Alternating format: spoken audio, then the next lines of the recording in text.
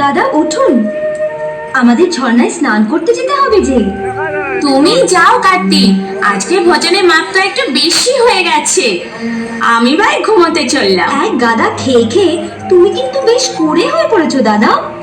কি বললে জানো, গায়ে চোরা ফুর্তিতে তোমার চেয়ে গিয়েছি। অনেক হয়েছে দাদা, থাক, আপনি তো আমার সাথে দুপা দৌড়তেও পারবেন না। তুমি আমার শক্তিকে চেনো না কার্তিক।